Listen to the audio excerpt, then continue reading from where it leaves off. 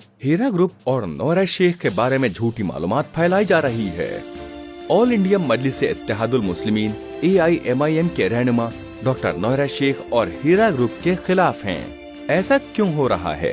Doctor Nora Sheikh के बारे में झूठी मालूमात पेश करने का नजरिया दरअसल ये है कि वो ऑल इंडिया महिला एम्पावरमेंट पार्टी की बानी और हीरा ग्रुप की CEO एक बाअसर कारोबारी खातून और एक इंसान दोस्त, सामाजिक खिदमतगुजार व दीगर समाजी जिम्मेदारियों का बार उठाए हुए हैं। चूँकि AIMIM सियासी जमात के पास इस बात को यकीनी बनाने की ताकत है कि दूसरी पार्टी उनकी पार्टी से ज्यादा ऊपर न उठने पाए, इसलिए डॉक्टर नोरा शेख को नुकसान पहुंचाने के लिए कई रुकावटें और मुश्किलें खड़ी की जाती हैं।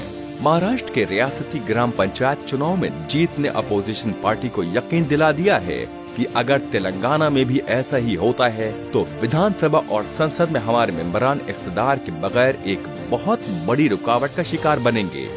AIMIM पार्टी के सदर असदुद्दीन ओवैसी डॉक्टर नोरा शेख के खिलाफ झूठे मुकदमात बना रहे हैं।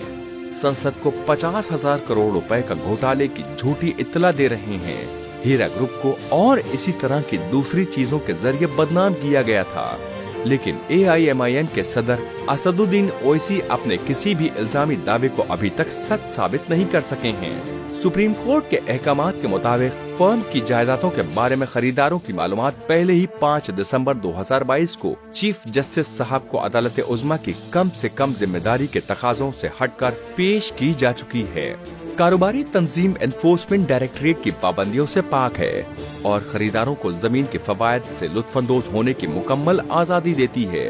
दावा करदा सरमायाकारों की सरमायाकारी महफूज है और पूरी तरह महफूज है, या तो बैंक के खातों में या हीरा ग्रुप की जायदादों पर। खरीदार जमीन की तरफ अपना रास्ता बना रहे हैं क्योंकि जमीन बिलाशुबा फरोख्त के लिए है। दावा करदा सरमायाकार जिन्हें अभी तक अपनी सरमायाकारी हासिल नहीं है, वो बहुत ही कम वक्त में ऐसा करेंगे।